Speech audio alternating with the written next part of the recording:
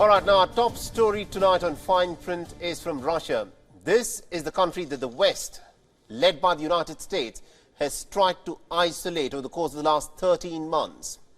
Now, ever since Russia rolled in its tanks into Ukraine on the 24th of February last year, the West has imposed unprecedented sanctions against the Kremlin. This has made Russia more sanctioned a nation than North Korea or even Iran. Now, the sanctions on Russia have been put in place in order to drain off Russia's ability to finance its war in the battlefields of Ukraine. But the question is this: 13 months into the war, have the United States and the European Union succeeded in draining off Russia's supply of funds? Введенные против российской экономики нелегитимные ограничения в среднесрочной перспективе действительно могут негативно на ней отразиться. В этой связи нам необходимо обеспечить устойчивое увеличение внутреннего спроса.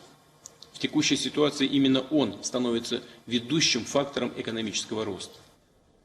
All right, so that was the Russian president there, and for the very first time he's now conceded that things are economically difficult, because remember, so far over the course of the last 13 months he'd been insisting that the sanctions imposed by the West have not had an impact. But for the first time the Russian president Vladimir Putin has said that things are getting difficult and there are more difficult days ahead.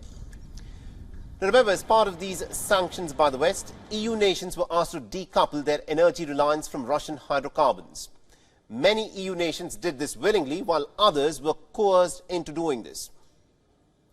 Now, curiously, it was during this tense trade standoff over Russian oil that explosions of the Nord Stream pipelines effectively ended Russia's ability to send cheap oil to Germany and other EU nations. So what options did Russia have? Now, it was abundantly clear that Russia had to shift its oil supplies elsewhere, and it did so by shifting its oil exports to India and China. Now, following the Kremlin's decision to shift its market to the South Asian nations, Russian oil sales to India have surged by more than 20 times. And this is according to Russia's Deputy Prime Minister. But before we get into further details, let's in fact first try and understand as to why the West has decided to target Russia's economy. Now, Russia's economy is highly dependent on the import of services from European companies. And since Putin began the invasion, the West has imposed crippling sanctions on the Russian economy. And most of these Western businesses have withdrawn their services from Russia.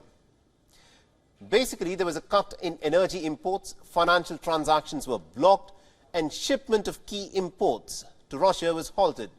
This included stuff such as semiconductors and other high-grade electronic products.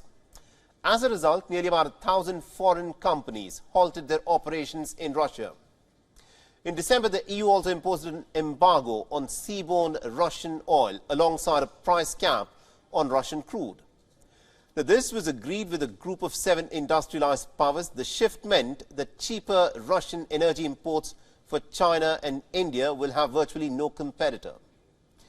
Now, in comments that were carried out by the Russian news agencies, Russia's Deputy Prime Minister Alexander Novak has said, and I quote him here, "Most of our energy resources were redirected to other markets of friendly nations. If, for example, we take oil supplies to India, then they have increased by nearly about 22 times last year." This is what Alexander Novak, the Deputy Russian Prime Minister, has said.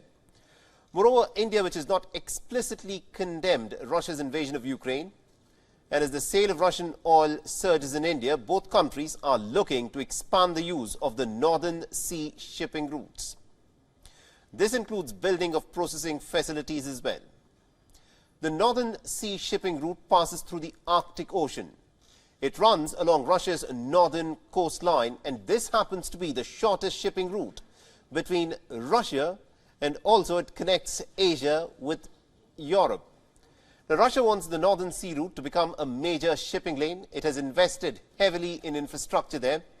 And according to a report by Russia's Interfax agency, the country's Minister for Development of the Far East and the Arctic, Alexei Chukunkov, will be visiting India, where the minister is expected to discuss with Indian officials about the reliable and safe transportation of goods through the Northern Sea route using Indian and Russian ports. This is a big realignment happening in terms of how trade will flow around the world. WION is now available in your country. Download the app now and get all the news on the move.